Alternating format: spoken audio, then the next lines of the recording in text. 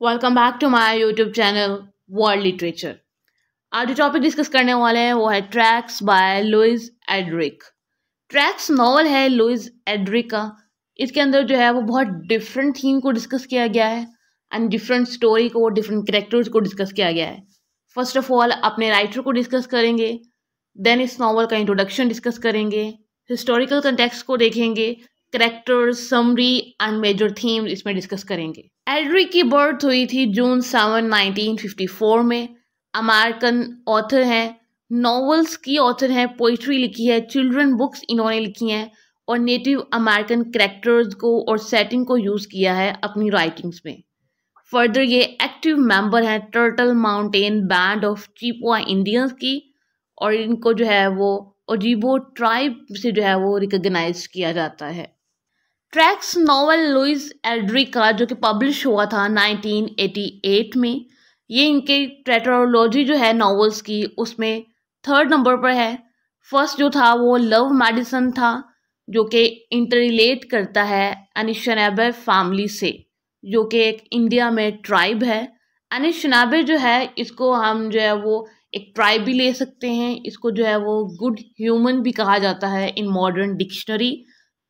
इस ट्राइब की जो फैमिलीज हैं ये एक फिक्शनल टाउन है आर्गस, नॉर्थ डकोटा में। वहाँ पे जो है ना ये फैमिलीज इस टाइप की रहती हैं या फिर इस ट्राइब से जो रिलेटेड फैमिलीज हैं वो यहाँ पे रहती हैं। इस नॉवल की जो सेटिंग है मोस्टली वो अमेरिका की प्लेसेस हैं, इसी वजह से हिस्टोरिकल कॉन्टेक्स्ट को अंडरस्टैंड कर लेते हैं। इसको 1912 से 1924 के दरमियान जो है वो नॉर्थ डकोटा में जो है वहाँ पे सेट किया गया है।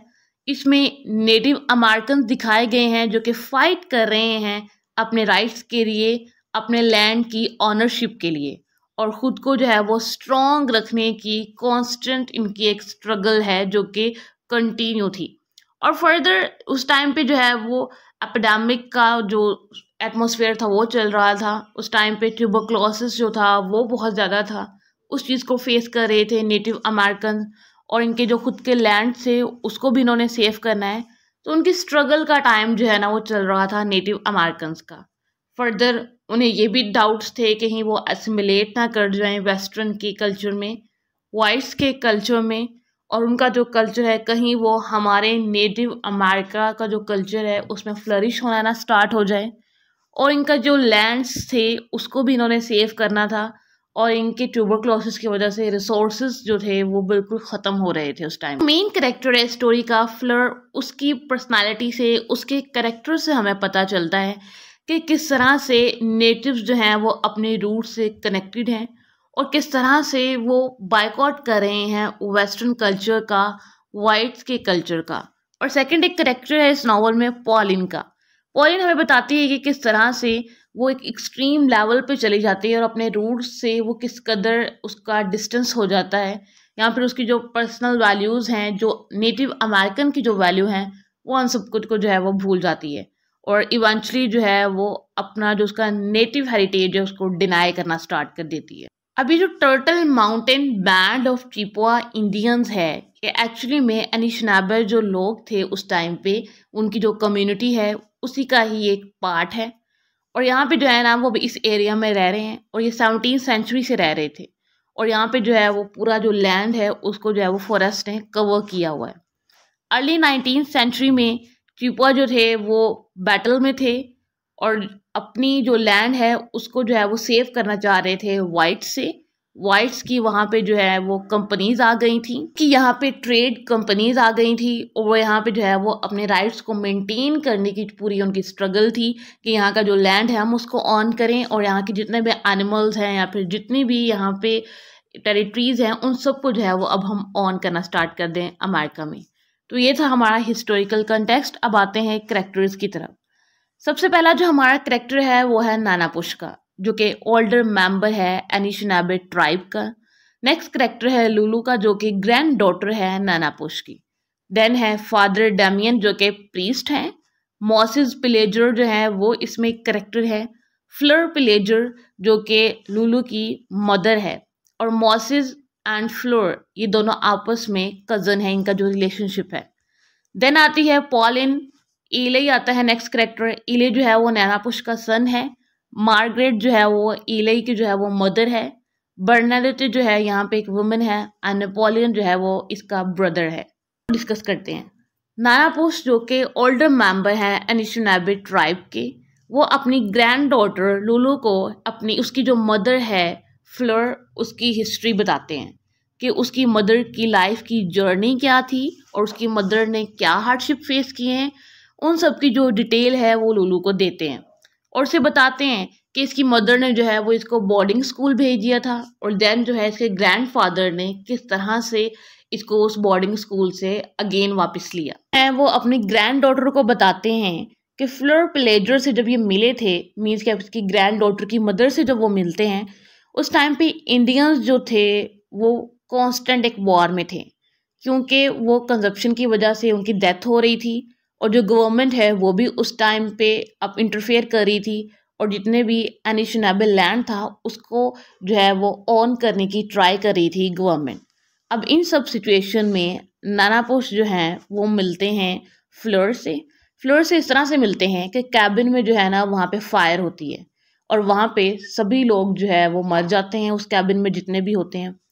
नाना पोस्ट जो है वो उस कैबिन को बंद करने के लिए जा रहे होते हैं और वहाँ से उन्हें यंग फ्लोर की जो है ना वॉइस जो है वो सुनाई देती है और नैना पोस्ट जो है वो उसको वहाँ से कैबिन से निकालते हैं और देन जो है वो इसको अपने कैबिन में ले आते हैं। नाना पुश और फ्लोर जो है ये दोनों एक दूसरे की फैमिलीज की डेथ पे जो है ना वो यहाँ पे मौन करते हैं और एक दूसरे के साथ अपना ग्रीफ शेयर करते हैं। देन बताते हैं नैना पुश कि एक दिन फादर डैमियन इनके घर आते हैं, इनके कैबिन में जहाँ पर ये रह रहे होते हैं वहाँ पे आते हैं और बताते हैं कि एक जो ना उस कैबिन से ह्यूमन था वो उस सेफ हो गया था जिस दिन जो है उस कैबिन में फायर थी। इसमें जाकर ना एक मॉन्स्टर टाइप जो है वो लुक ले लिया है और ताकि जो है वो इस डिजीज से वो सर्वाइव कर सके जो कि ट्यूबरक्लोसिस की उस टाइम पे वहाँ पे फैली हुई थी। अब पॉलिन जो है वो एक और यहाँ पे गर्ल है, वो अब अपनी जर्नी बताना स्टार्ट हो जाती है। पॉलिन जो है वो अपने फादर के अगेंस्ट जाके उस रिजर्वेशन को छोड़कर एक आर्गस टाउन में जाके रहना स्टार्ट कर देती है और वहाँ की जो मॉडर्न लाइफस्टाइल है उसको सीखती है और उसकी तरह जो है ना अपनी लाइफ को गुजारती है अपने फादर के अगेंस्ट जाकर। ये जो है वो अपनी आंट रजीना और उसके यंग कज़न रॉसल के साथ रहती है। पॉलिन का वहाँ पे एक कंपेनियन भी होता है जो कि डच जेम्स होता है। अब वहाँ पे एक बूचर शॉप होती है।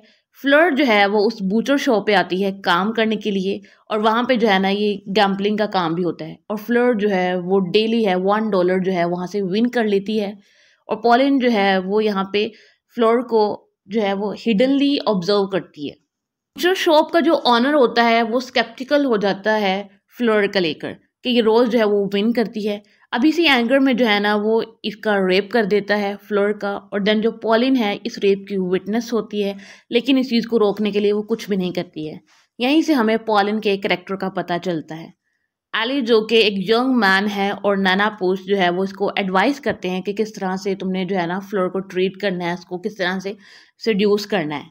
नैना पोस्ट जो है वो प्रीस्ट को फर्दर बताते हैं कि अभी जो बेबी हुई है फ्लोर की उस रेप की वजह से वो प्रेग्नेंट हो जाती है। अब उसके बाद जब उसकी बेबी होती है तो उसका गर्ल का नेम जो है वो लुलू रखा जाता है जो कि नैना पोस्ट बताते हैं कि इसकी जो डिकीज डॉटर थी उसके नेम से भी इन्होंने अब से मूव ऑन करके जो है वो मॉरिसरी चली जाती है बर्नेट को कन्विंस करने के लिए कि उसे जो है ना वो इसकी आंट ने जो है वो बीट किया है तो मुझे अब यहाँ पे रहने की जगह दी जाए। पॉलिन जो है वो यहाँ पे रहना स्टार्ट कर देती है। वहाँ पे एक नेपोलियन भी होता है जो कि बर्नाडेटी का ब्रदर है और ये ड्रंकर भी है और ये जो है वो सिड्यूस भी करता है पॉलिन को। पॉलिन जो है जब यहाँ पे आती है तो वो फ्लोरी के कैबिन को विजिट करती है और वहाँ पे आके जब ये एली और फ्लोरी के दोनों को रिलेशनशिप को देखती है तो वो बहुत जो है जेलस होती है और ये ऐसा करती है कि एक मेडिसिन लेके आती है जिससे जो एली है वो सोफ़ी को सिड्यूस करता है। सोफ़ी जो है वो बर्नाडेटे की डॉटर होती है। अब वो जब उसको सिड्यूस करता है तो वहाँ से छुपकर जो है वो वुड्स में चला जाता है एली। उसके बाद भी अभी उसी प्लेस पे होती है कि फ्लोरी जो है वो उसके ऊपर स्पेल करती है। अब उस स्पेल को ब्रेक करने के लिए सोफ़ी का जो ब्रदर है क्लैरेंस मॉरिसी वो एक वर्जिन मैरी का स्टैचू जो है ना वो स्टील करके लाता है। अब उस स्टैचू के थ्रू जो है वो सोफ़ी का जो स्पेल है उसको ब्रेक करता है। पॉलिन जो है वो इस सब चीज़ को देख लेती है और जो उसके फ्रीज टीयर्स होते हैं उनको अपनी पॉकेट में रख लेती है फॉर एविडेंस। बट जो है वो देन मेल्ट हो जाते हैं। स्टोरी में पॉलिन डिस्कवर करती है कि इसको जो है वो नेपोलियन ने सड्यूस किया था, उसकी वजह से जो है वो पॉलिन प्रेग्नेंट हो जाती है। अब जो है इस बेबी को अबॉर्ट करना चाहती है, लेकिन जो बढ़ने देते हैं वो उसको कन्विंस करते हैं कि तुम इस बेबी को बर्थ दो, मैं इसे जो है वो अडॉप्ट कर लूँगी। देन जो बेबी को नाम है वो मैरी दिया जाता है, उसी वर्जन जो स्टैचू से जो है वो नेम लिया जाता है उस गॉडेस से। उसको देन डिफरेंट ड्रीम्स आना स्टार्ट हो जाते हैं, नाइटमेयर्स आते हैं जिसमें इसको क्रिस्ट मिलते हैं। देन इसकी सिस्टर आती है सेंट, एंड उसको कहती है कि तुम जो है ना इस जर्नी को छोड़ दो और तुम्हें चाहिए कि रिवर में जाके ना कुछ टाइम के लिए स्टे करो, ताकि जो तुम्हारी मेंटल कंडीशन है वो ज़रा स्टेबल हो जाएगी। बट ये अभी वहाँ जाती है तो नेक्स्ट डे ही ये समझती है कि मैं शायद उस मॉन्स्टर को मारने वाली हूँ जो कि यहाँ पे एक लेक में रह रहा था, बट ये एक्चुअली मैं नेपोलियन को उस टाइम पे उसका मर्डर कर देती है। बॉडी जो है वो कुछ दिन बाद मिलती है और ये कंसीडर किया जाता है कि फ्लोर ने जो है वो इसका मर्डर किया है, इसको किलर कंसीडर किया जाता है। एलिस जो है वो फ्लोर को कहता है कि तुम्हें ये लैंड छोड़कर यहाँ से चला जाना चाहिए। फ्लोर को जो है वो यहाँ से जो है वो दूर भेज दिया जाता है। लुलू को जो है वो यहाँ से बोर्डिंग स्कूल में भेज दिया जाता है, क्योंकि इनकी जो रिजर्वेशन थी उसको भी थ्रेट्स जो है वो मिल रहे थे कंटिन्यूसली। और यहाँ पे जो है वो हमारी स्टोरी एंड हो जाती है और लुलू की जो कस्टडी है देन जो है वो नानापुश जो है वो क्लेम कर लेते हैं और इसको जो है वो अपने पास दोबारा से बुला लेते हैं। एंड यहाँ पे स्टोरी का एंड हो जाता है। आई होप कि इसका हिस्टोरिकल कॉन्टेक्स्ट, कैरेक्टर्स एंड इस नॉवल की जो स्टोरी है वो आपको समझ आई होगी। वीडियो को लाइक और शेयर और चैनल को ज़रूर सब्सक्राइब कीजिएगा। Thanks for watching my channel.